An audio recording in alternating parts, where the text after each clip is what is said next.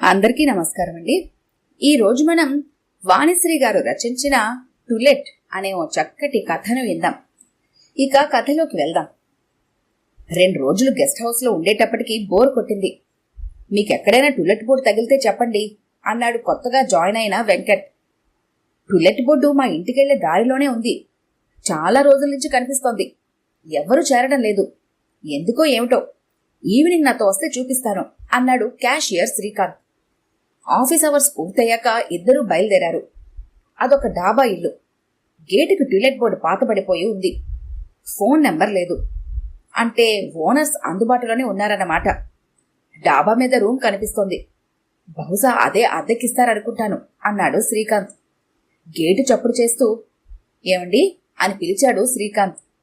కాసేపటికి గేటు తెరుచుకుంది. ఒక ముసలాయన నిలబడి ఉన్నాడు. లాల్చీ పైజామాలో చాలా ఆరోగ్యంగా కనిపించాడు. రండి అంటూ దారి తీశాడు.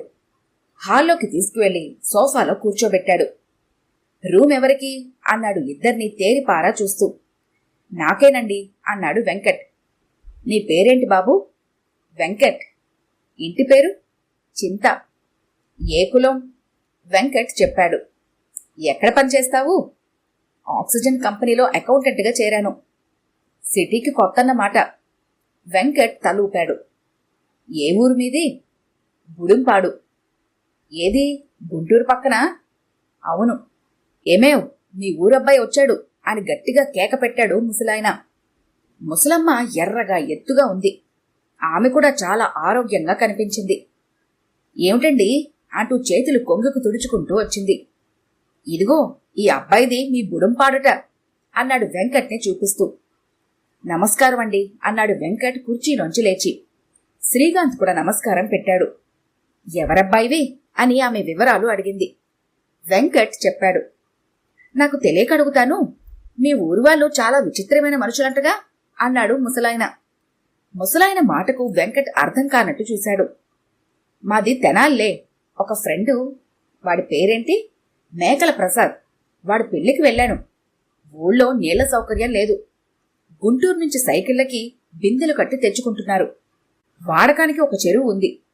గుంటూరుకి ఆనుకొని ఉంది కదా అని మున్సిపాలిటీ వాళ్లు పైప్ లైన్లు వేసి పంపులు ఏర్పాటు చేస్తే 2 గ్రూపుల వాళ్లు మాకొద్దు అని వాడిని వెళ్ళగొట్టారంట. విచిత్రమైన వాళ్ళు కదూ అని పక్కపక్క నవ్వాడు ముసలాయన. చాలండి, ఎప్పుడో 40 ఏళ్ల నాటి సంగతి ఎప్పుడూ చెప్తూ ఉంటారు అని ముసలమ్మ మందరించింది. ఎలా మర్చిపోను, ఆ పెళ్లిలోనే కదా నన్ను చూసి మీ వాళ్ళు నా వెంటపడి నిన్ను అంటగట్టారు అన్నాడు ముసలాయన. ఆ బో బడాయి అంటూ ముసలమ్మ ముసుముసు నవ్వులు నవ్వుకుంటూ లోపలకు వెళ్ళింది. ఈ ముసలాయన రూమ్ గురించి చెప్పకుండా ఏదేదో మాట్లాడుతున్నాడని శ్రీకాంత్కి చిరాకు కలిగింది. వెంకట్ అయోమయంగా చూస్తున్నాడు. ముసలమ్మ 2 కప్పుల్లో కాఫీ తెచ్చి టీపాయ్ మీద పెట్టింది. తీసుకోండి అన్నాడు ముసలాయన చిరునవ్వుతో. మీరు అన్నాడు వెంకట్ మొహమాట పడుతూ. ఆయనకి చాలాసార్లయింది. మీరు మొహమాట పడకుండా తీసుకోండి నాయనా అన్నది ముసలమ్మ. ఇద్దరూ కాఫీ తాగుతున్నంతసేపు ముసలాయన తన అత్తగారి ఊరి వాళ్ళని మూర్ఖులని, పొగరుబోతులని, అజ్ఞానులని ఆడిపోసుకుంటూనే ఉన్నాడు. రూమ్ చూపిస్తే అని వెంకట్ నసిగాడు. అలాగే. ఏమోయ్, ఆ రూమ్ తాళమివ్వు అని కేక పెట్టాడు. ముసలమ్మ తాళం చెవి తెచ్చిచ్చింది. వెంకట్ శ్రీకాంత్ ఇద్దరూ డాబా పైకి వెళ్లారు. గది తెరిచి చూశారు. రూమ్ బాగానే ఉంది. అటాచ్డ్ బాత్రూమ్, పైన నీళ్ల ట్యాంకు కూడా ఉంది. అన్ని సౌకర్యాలు ఉన్నాయి. బాగానే ఉంది అని వెంకట్ తన సంతృప్తిని వ్యక్తం చేశాడు. ఇంకే, అడ్వాన్స్ ఇచ్చి మంచి రోజు చూసుకుని చేరిపోతే పోలా అన్నాడు శ్రీకాంత్. తల ఊపాడు వెంకట్. ఇద్దరూ క్రిందకి దిగి వచ్చారు. రూము నాకు నచ్చిందండి అన్నాడు వెంకట్. అద్దెంతో చెప్తే అన్నాడు శ్రీకాంత్. అద్దె ప్రాబ్లం కాదు, మావి కొన్ని కండిషన్స్ ఉన్నాయి అన్నాడు ముసలాయన. ఏముంటాయి? ఫ్రెండ్స్ ఎక్కువగా రాకూడదు, రూమ్లో పేకాటలు, మందు పార్టీలు అంటూ గొడవ చేయకూడదు, అంతేగా అన్నాడు వెంకట్. నీకింకా పెళ్లి కాలేదుగా అని అడిగాడు ముసలాయన. లేదని తలూపాడు వెంకట్. బాగా తీరికేనన్నమాట నవ్వాడు వెంకట్. స్కూటరుందా? ఉందండి, కొత్త బైక్. Very good. ఆఫీస్కి ఎన్ని గంటలకు బయలుదేరతావు? 9:30కి బయలుదేరితే చాలండి, 15 గంటలో చేరిపోతాను. ఆఫీస్ దగ్గరే అన్నాడు వెంకట్. మీరేదో కండిషన్లన్నారు గుర్తు చేశాడు శ్రీకాంత్. అదే చెప్పబోతున్నాను. పొద్దున్నే లేచి మా కుక్క పిల్లకి మార్నింగ్ వాక్కి తీసుకెళ్ళాలి. పొద్దున్నేనా? అవును, మార్నింగ్ నేను బిజీగా ఉంటాను. ఈవినింగ్ నేనే తీసుకెళ్తాను. వెంకట్ వెంటనే శ్రీకాంత్ వైపు చూశాడు. తనకి పొద్దున్నే లేచే అలవాటు లేదు. 8ంటికి లేస్తే గొప్ప. ఇక 8ంటికి మా మనవళ్ళు ఇద్దరిని బైక్ మీద ఎక్కించుకొని స్కూల్ దగ్గర దిగబెట్టాలి.